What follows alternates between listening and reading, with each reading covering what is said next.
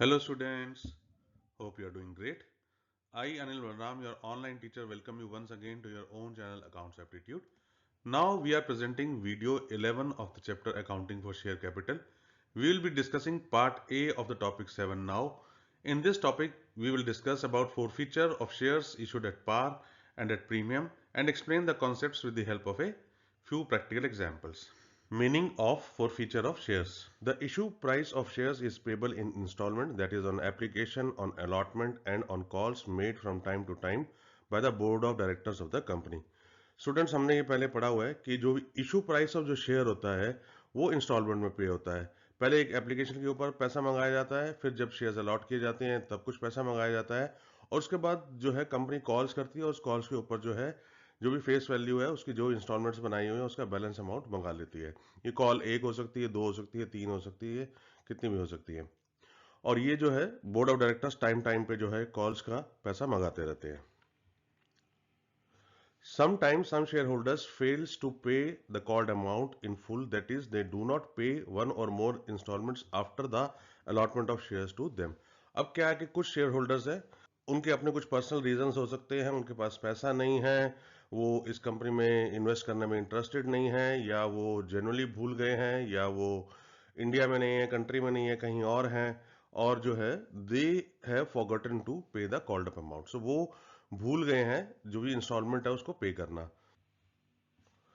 In such a case, either the company can go to the court and file a suit against the defaulting shareholders for recovery of the due amount or can cancel the membership of the defaulting shareholders.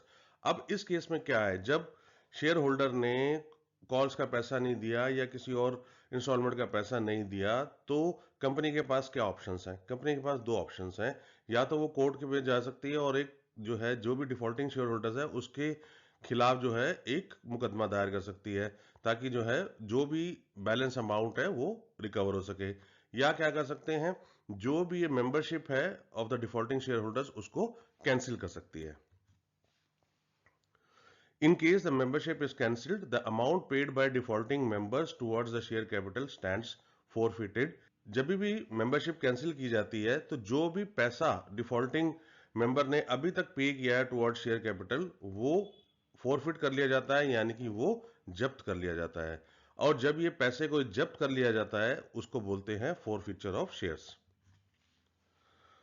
With the cancellation, the defaulting shareholder also loses the amount paid by him or her on such shares.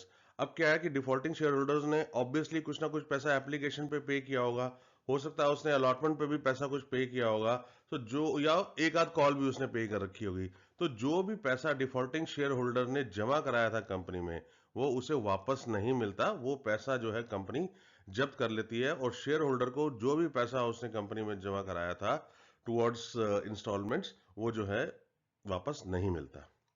Effects and results of the forfeiture, ये जो forfeiture किया जा रहा है इसका जो है क्या इफेक्ट यानी क्या प्रभाव पड़ेगा और क्या रिजल्ट्स होंगे और इसका क्या अल्टीमेटली क्या परिणाम निकलने वाला है, आइए देखते हैं।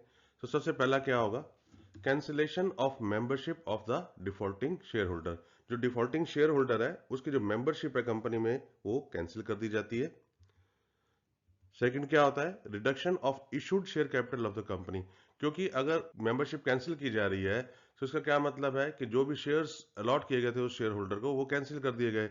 अब वो शेयर्स कैंसिल कर दिए गए तो इसका मतलब उतने शेयर से जो है कंपनी की जो शेयर कैपिटल है वो रिड्यूस हो जाएगी। Third, company forfeits amount paid by the defaulting share holder on such shares. ये अभी हमने डिस्कस किया था कि जितना भी पैसा डिफॉल्टिंग शेयर होल्डर ने कंपनी में जमा कराया है वो कंपनी जब्त कर लेती है और उस शेयर होल्डर को वो पैसा वापस नहीं करती है। Defaulting share holder loses the amount paid by him और हर ऑन सच शेयर। और जो डिफॉल्टिंग शेयर होल्डर है उसने जो भी पैसा जमा कराया था कंपनी में वो जो है उसे वापस नहीं मिलता, वो पैसा खो देता है। स्टूडेंट्स, ये जो इफेक्ट और रिजल्ट की हमने बात करी on the forfeiture of shares, आइए इसको मैं एक एग्जांपल के थ्रू भी आपको समझा देता हूँ। सपोज कर लीजिए एक कंपनी है जिसने 20,000 शेयर्स इशू किए थे और हर शेयर की जो फेस वैल्यू है 10 रुपये थी। ये 10 रुपये 4 इंस्टॉलमेंट में मंगाए गए थे। सबसे पहले एप्लीकेशन पे 2 रुपये, अलॉटमेंट पे 3 रुपये, फर्स्ट कॉल पे 3 रुपये और सेकेंड कॉल पे 2 रुपये। अब क्या हुआ कि एक शेयर होल्डर है जिसने 400 शेयर उसके पास थे उसने सेकंड कॉल का पैसा नहीं दिया, उससे एरियर था और कंपनी के बोर्ड ऑफ डायरेक्टर्स ने ये डिसाइड कर लिया कि जो है ये 400 शेयर्स फॉरफिट कर लिए जाएंगे। अब स्टूडेंट्स आपको याद होगा, हमने पिछली स्लाइड में डिस्कस किया था कि क्या इफेक्ट्स होते हैं फॉरफिचर के और क्या रिजल्ट्स होते हैं। तो 4 इफेक्ट और रिजल्ट्स होते हैं, आइए एक एक करके डिस्कस करते हैं कि इस एग्जाम्पल में वो कैसे अप्लाई होंगे। तो सबसे पहले था cancellation of membership of the defaulting share holder. जो डिफॉल्टिंग शेयर होल्डर है जिसने ये 400 शेयर जिसको अलॉट किए गए थे, उसकी मेंबरशिप जो है वो कंपनी कैंसिल कर देती है। Reduction of issued share capital of the company, दूसरा हमने डिस्कस किया था कि जो शेयर कैपिटल है कंपनी की वो रिड्यूस हो जाती है to the extent of shares which have been cancelled.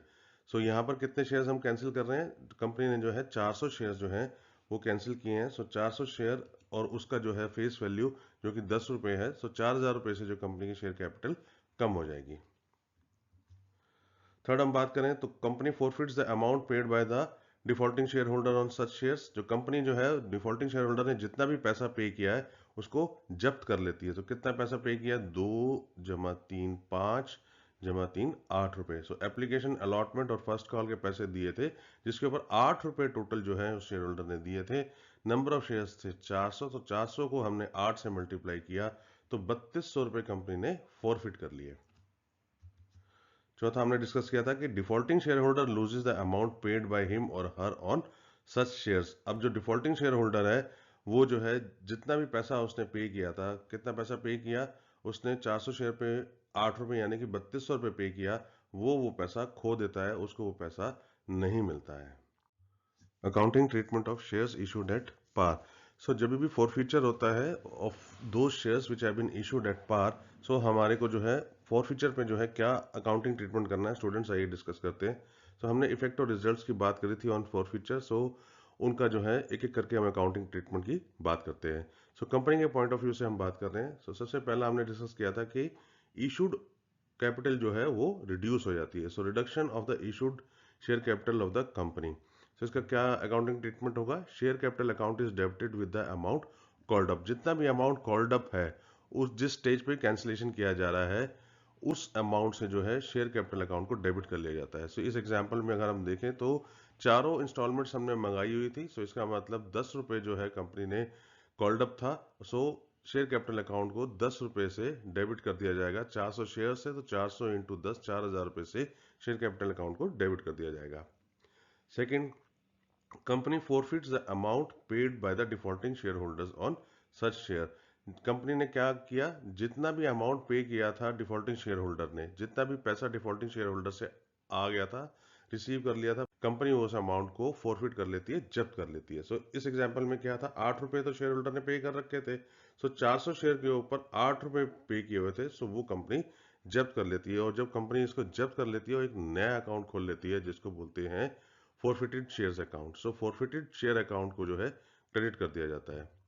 Third, cancellation of the dues shown as recoverable from defaulting share holder. Students हमने ये पहले डिस्कस किया था कि जो भी कॉल्स का पैसा नहीं आया हुआ है उसको हम कॉल्स इन एरियर्स अकाउंट में दिखा देते हैं as recoverable from the share holder.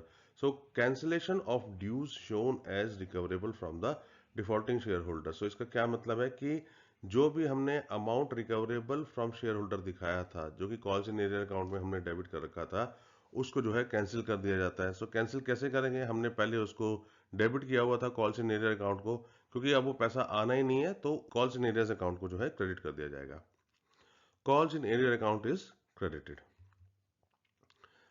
Students आइए अब हम बात करते हैं जनरल एंट्रीज जो कि बुक्स ऑफ अकाउंट्स में पास होंगी।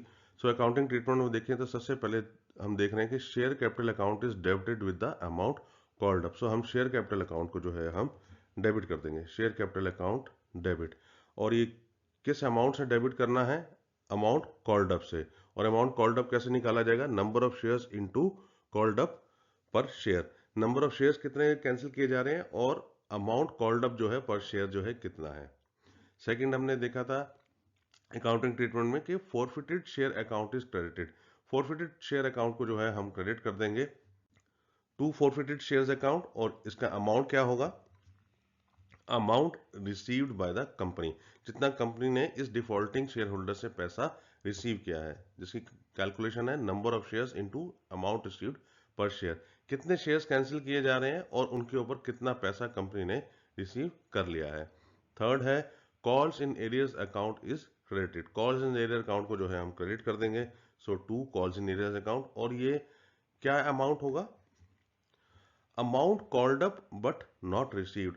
जो इन शेयर्स जो कैंसिल किए जा रहे हैं उनके ऊपर कितना अमाउंट मंगाया गया था लेकिन वो रिसीव नहीं हुआ था, वो एरियर्स में था। सो इसकी कंप्यूटेशन है number of shares into amount called up but not received per share. कितने शेयर्स कैंसिल किए जा रहे हैं और उनके ऊपर जो है जो भी अमाउंट इन एरियर्स है जो कि अमाउंट कॉल्ड अप है but not received per share है, जो अमाउंट जो है डिफॉल्टिंग शेयर होल्डर्स ने अभी पे नहीं किया है। इसकी एक नरेशन रिकॉर्ड कर लेंगे। Being forfeiture of shares issued to so and so on which rupees this much has been called up and rupees this much has been paid by the share holder. Question number 10. Sunil, a shareholder holding 100 shares of rupees 10 each, has paid application money of rupees 2 per share and allotment money of rupees 3 per share, but has failed to pay the first call of rupees 2 per share and second call of rupees 3 per share. His shares were forfeited. Make the journal entries to record the forfeiture of shares. So question में दिया हुआ है कि सुनील एक share holder है और उसने जो है 100 शेयर जो है होल्ड कर रखे हैं। ईच शेयर की जो फेस वैल्यू है वह 10 रुपए है और ये 10 रुपए कंपनी ने जो है 4 इंस्टॉलमेंट में मंगाए हैं। एप्लीकेशन पे 2 रुपए मंगाए हैं, अलॉटमेंट के ऊपर 3 रुपए मंगाए हैं, फर्स्ट कॉल के ऊपर 2 रुपए मंगाए हैं और सेकंड कॉल के ऊपर 3 रुपए मंगाए हैं। चूंकि उसने जो है फर्स्ट कॉल और सेकंड कॉल जो है वो पे नहीं करी है तो उसके शेयर जो हैं कंपनी ने फॉरफिट कर लिए हैं। हमें जो है जनरल एंट्रीज पास करनी है to record the forfeiture of shares. तो सिर्फ फॉरफीचर ऑफ शेयर्स की जो है हमने जनरल एंट्री रिकॉर्ड करनी है। सो आइए स्टूडेंट्स इसका सॉल्यूशन ड्रॉ करते हैं। तो सबसे पहले हम देखते हैं कि टोटल अमाउंट कॉल्ड अप कितना है इन 100 शेयर्स के ऊपर। सो अमाउंट कॉल्ड अप है, इसको हम कैसे कंप्यूट करेंगे कि जितने नंबर ऑफ शेयर्स हैं into called up per share. So number of shares कितने हैं हमारे को क्वेश्चन में दे रखे हैं 100 और अमाउंट कॉल्ड अप कितना है 10 रुपीज।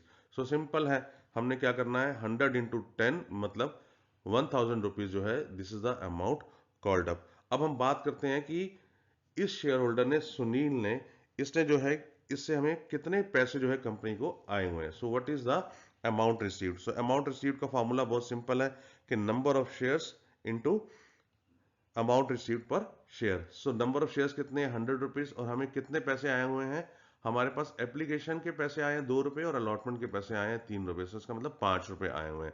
सो आइए इसको कंप्यूट कर लेते हैं कि कितना पैसा जो है सुनील से रिसीव हुआ है कंपनी को। सो 100 शेयर्स इंटू 2 रुपीज एप्लीकेशन के और 3 रुपीज अलॉटमेंट मनी के 5 रुपए।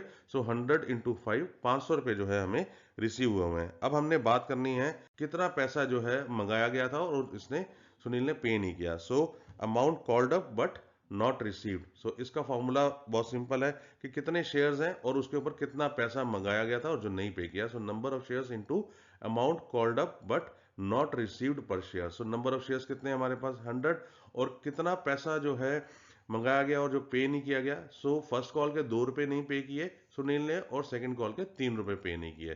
सो आइए इसको कंप्यूट कर लेते हैं। सो नंबर ऑफ शेयर्स हो गए हमारे 100, amount called up but not received जो है 2 रुपए फर्स्ट कॉल के और 3 रुपए सेकंड कॉल के। सो हमारा आ गया amount called but not received 100 into 5 is equal to 500 rupees. So आइए जो है क्वेश्चन में जो रिक्वायरमेंट है वो हमारे को है जनरल एंट्रीज पास करनी है। सो आइए जनरल का फॉर्मेट बना लेते हैं हम। सबसे पहले date, particulars, ledger folio, debit and credit, और हम स्टार्ट करते हैं अमाउंट कॉल्ड अप से। सो इसके लिए हम क्या करते हैं इक्विटी शेयर कैपिटल अकाउंट को जो है हमने डेबिट कर देना है। इक्विटी शेयर कैपिटल अकाउंट और कितने अमाउंट से 1000 रुपए से। तो 1000 रुपए से हमने डेबिट कर दिया। उसके बाद हमने देखना है कि कितने पैसे सुनील ने दिए थे जो कंपनी ने जब्त कर लिए हैं, जो फॉरफिट कर लिए हैं। तो जो पैसा जब्त हो जाता है उसके लिए हम यूज करते हैं फॉरफिटेड शेयर अकाउंट को। सो हमने क्या करना है टू फॉरफिटेड शेयर अकाउंट और उसका अमाउंट है 100 इंटू 5 500 रुपीज। तो फॉरफिटेड शेयर अकाउंट को हमने क्रेडिट कर देना है 500 रुपीज से। इसके बाद हमने देखना है कि कितना पैसा जो है मंगाया गया था और रिसीव नहीं हुआ। सो इसका मतलब है कि ये कॉल्स इन एरियर्स का अमाउंट है तो उसके लिए जो है हम to calls in arrears account को हम क्रेडिट कर देंगे। अमाउंट है 100 इंटू 5, ये अमाउंट हमने कंप्यूट किया था। तो 500 रुपीज से हमने इस अकाउंट को कॉल्स इन एरियर्स अकाउंट को क्रेडिट कर देना है। इसके बाद जो है हमने एक नरेशन पास कर देनी है। Being forfeiture of 100 shares issued to Sunil on which rupees 10 called up and rupees 5 paid up by the shareholder. Accounting treatment of shares issued at premium. Students, अभी हमने बात करी थी कि forfeiture of shares when the shares were issued at par, लेकिन ऐसा भी हो सकता है कि शेयर्स जो है प्रीमियम पे इशू हुए हैं और वहां पे भी जी कुछ शेयर होल्डर्स ने जो है डिफॉल्ट किया हो और जो है शेयर जो है डायरेक्टर्स ने फॉरफिट कर लिए हो, जब्त कर लिए हो, तो उस समय जो है हमारा अकाउंटिंग ट्रीटमेंट क्या होता है, आइए वो डिस्कस करते हैं। सो इसके दो केसेस होते हैं। पहले हम केस वन की डिस्कशन कर रहे हैं। Case one, when the premium on share has been received prior to the forfeiture. So इस केस में ये है कि जो शेयर प्रीमियम है वो तो रिसीव हो गया है, लेकिन जो है बाकी जो इंस्टॉलमेंट्स हैं वो हमारे को रिसीव नहीं हुई हुई हैं। सो आइए इसको डिस्कस करते हैं students. Amount of share premium once received stays in security premium account and cannot be reversed or credited to any other account. Section 52 of the Companies Act 2013 restricts usage of share premium for certain specific purposes only. So students, जो amount of share premium जब एक बार receive हो जाता है वो securities premium account के अंदर ही stay करता है, उसके अंदर ही रह जाता है और ये रिवर्स या क्रेडिट नहीं हो सकता, लेकिन ये केवल जो है यूटिलाइज हो सकता है। और वो यूटिलाइजेशन के लिए जो है हमने पढ़ा था कि सेक्शन 52 प्रेस्क्राइब करता है कि शेयर प्रीमियम अमाउंट को हम कैसे यूज कर सकते हैं। सो आपकी इंफॉर्मेशन के लिए अगर आप रिकलेक्ट करें तो 5 ऐसी सिचुएशंस हैं जहां पे जो है सिक्योरिटी प्रीमियम अकाउंट जो है यूज किया जा सकता है, या तो प्रिलिमिनरी एक्सपेंसेस को राइट ऑफ करने के लिए, या बोनस शेयर्स को इशू करने के लिए, या प्रोवाइड करने के लिए premium on redemption of preference shares और डिवेंचर, या बाइंग बैक ओन शेयर्स, और writing of commission discount expenses on issue of shares और डिवेंचर। सो इन नटशेल मैं रिपीट कर रहा हूं कि शेयर प्रीमियम अकाउंट में जब एक बार पैसा चला गया तो वो उसके बीच में ही रहता है, वो रिवर्स नहीं किया जाता है, लेकिन उसको हमने यूटिलाइज कर सकते हैं फॉर ए स्पेसिफिक पर्पसेस जो कि सेक्शन 52 में दिया हुआ है। एक और चीज हमें ध्यान रखनी है कि शेयर प्रीमियम में जो पैसा क्रेडिट किया जा रहा है उसके अगेंस्ट में कैश एक्चुअली रिसीव होना चाहिए। ये नहीं होना चाहिए कि शेयर प्रीमियम को मैंने क्रेडिट किया हुआ है और उसके अगेंस्ट में मैंने जो है एक रिकवरी दिखा रखी है। सो अगर मैंने रिकवरी दिखा रखी है और वो रिकवरी जो है नहीं होने वाली है, तो उस कंडीशन में जो है शेयर प्रीमियम अमाउंट को केवल डेबिट किया जा सकता है या उस एंट्री को रिवर्स किया जा सकता है जिसके अगेंस्ट में कैश नहीं आया हुआ है। In this case, the journal entry of forfeiture of shares will be similar to the entry made as if the shares have been issued at par. So case one में जहां पे share premium share holder ने पे कर दिया है और उसके बाद शेयर्स जो है फॉरफिट किए गए हैं, तो जो अकाउंटिंग ट्रीटमेंट है जो हमने जो पार पे जैसे इशू हुए थे उसी की तरह ही सिमिलर रहता है। तो अकाउंटिंग ट्रीटमेंट कुछ जो है ज्यादा फर्क नहीं है। आइए उसको डिस्कस कर लेते हैं कि हम क्या जर्नल एंट्रीज पास करेंगे बुक्स ऑफ अकाउंट्स में। तो सबसे पहले जो है हम शेयर कैपिटल अकाउंट को डेबिट कर देते हैं और इसके लिए अमाउंट जो है वही है, अमाउंट कॉल्ड अप से जो है हमने इस एंट्री को डेबिट करना है। और अमाउंट कॉल्ड अप की कैलकुलेशन आपको पता ही है कि कितने शेयर्स हैं और उसके अगेंस्ट में कितना अमाउंट कॉल्ड अप है पर शेयर, उससे मल्टीप्लाई कर देना है।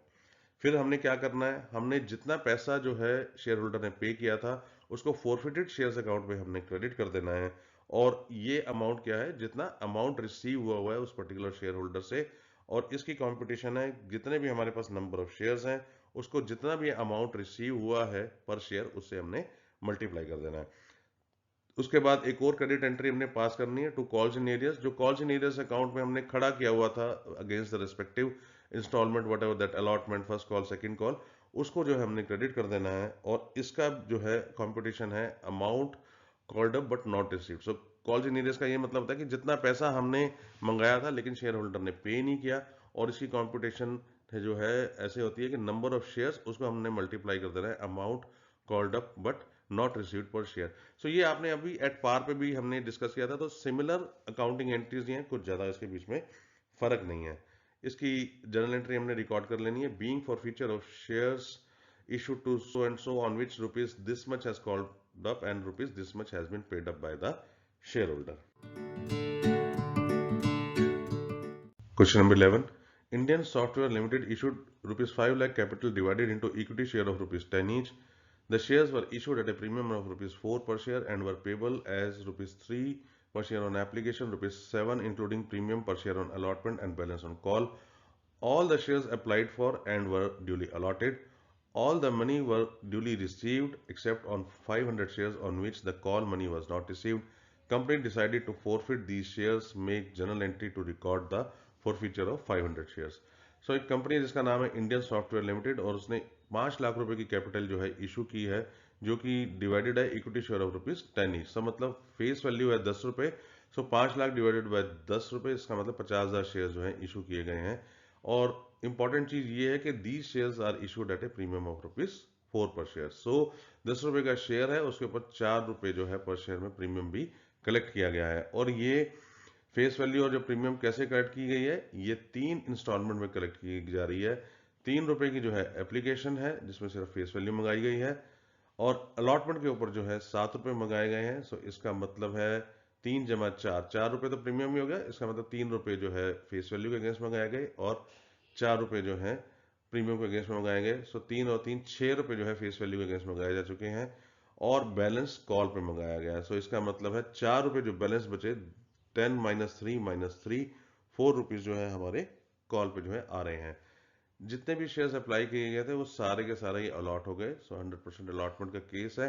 सारा पैसा आ गया, लेकिन 500 शेयर्स के ऊपर क्या हुआ कि कॉल मनी जो है वो रिसीव नहीं हुई है। कंपनी ने ये डिसाइड किया कि इन शेयर्स को फॉरफिट किया जाए और हमें जो है इसकी journal entries books of accounts में डालनी है। तो आइए इसका सॉल्यूशन करते हैं। और सबसे पहले जो है क्वेश्चन को एक समराइज कर लेते हैं कि हमारा जो है 3 इंस्टॉलमेंट्स है, एप्लीकेशन, अलॉटमेंट और फर्स्ट एंड फाइनल कॉल। जैसे हमने अभी डिस्कस किया था कि फेस वैल्यू 10 रुपए है, उसमें से 3 रुपए एप्लीकेशन में मंगाए गए हैं, 7 रुपए अलॉटमेंट में मंगाए गए जिसके में 3 रुपए फेस वैल्यू के हैं और 4 रुपए प्रीमियम के हैं, और बाकी 4 रुपए जो है face value first and final call में मंगाई गई है। तो टोटल हो गया 10 रुपए, और प्रीमियम जो 4 रुपए वो एक ही इंस्टॉलमेंट में अलॉटमेंट के ऊपर मंगा ली गई।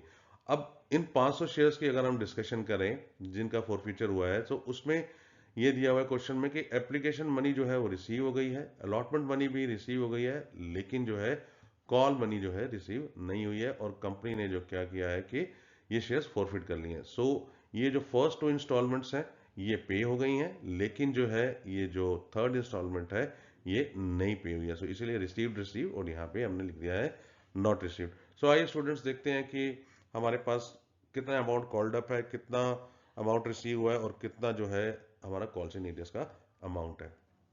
सो अमाउंट कॉल्ड अप, सो इसमें अमाउंट कॉल्ड अप कितना है? So number of shares into called up per share. So number of shares है हमारे 500 और कॉल्ड अप है 10 रुपीज। सो 5000 रुपीज जो है अमाउंट कॉल्ड अप है। इसके बाद हम बात करेंगे कि अमाउंट रिसीव्ड की। सो अमाउंट रिसीव्ड कैसे निकलता है? हमारा number of shares into amount received per share. सो ये 500 रुपीज इंटू 3 + 3 जो फेस वैल्यू का पैसा है वो हमने नोट कर लिया। तो 500 इंटू 6 3000 रुपीज। स्टूडेंट्स अब आपने देखा होगा कि 2-4 रुपए अगेंस्ट शेयर प्रीमियम रिसीव हुए थे, लेकिन हमने उसको यहां नहीं दिखाया है क्योंकि अभी हमने प्रीवियस स्लाइड में डिस्कस किया है कि शेयर प्रीमियम अगर आ जाता है हमारे पास कैश में तो it stays in the security premium reserve account, it cannot be credited to any other account. क्योंकि ये प्रीमियम रिसीव हो चुका है हमारे पास 4 रुपए, सो इसलिए जो है हमने उसका कंपटीशन यहाँ पे नहीं दिखानी है। आगे देखते हैं कि कॉल्स इन एरियस का अमाउंट कितना है।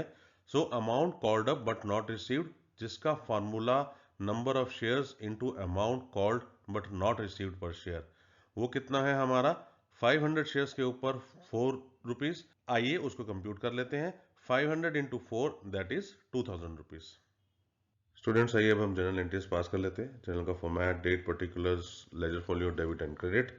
और सबसे पहले हम स्टार्ट करेंगे इक्विटी शेयर कैपिटल अकाउंट से, हम डेबिट कर देंगे और इसका अमाउंट हम निकाल चुके हैं। 5000 रुपीज जो है डेबिट हो गया। इसके बाद जो है हमने जो शेयर्स फॉरफिट किए हैं उसका अमाउंट जो है हमने फॉरफिटेड शेयर्स अकाउंट में जो हमने क्रेडिट कर देना है। तो to forfeited shares account 500 into 6 3000 rupees. उसके बाद हम चलते हैं कि जो पैसा कॉल्स इन एरियाज में पड़ा हुआ है उसको हमने रिवर्स करना है। तो हम अकाउंट क्रेडिट कर देंगे to calls in arrears account और उसका अमाउंट है 2000 रुपीज। सो उसे हमने क्रेडिट कर दिया। इसकी एक नरेशन रिकॉर्ड कर लेंगे हम। Being forfeiture of 500 shares of ₹10 each due to non payment of call money of ₹4 per share. Students, thanks for watching this video. Please press the like button if you found the video informative and subscribe to your channel Accounts Aptitude. In case you need more information on any topic, please comment below. Further, we request you to share this video with your friends so that they can also enhance their knowledge watching this video. Please do visit our website www.accountsaptitude.com to get study notes, past year questions and solutions. You can also email us at info@accountsaptitude.com. Take care and goodbye.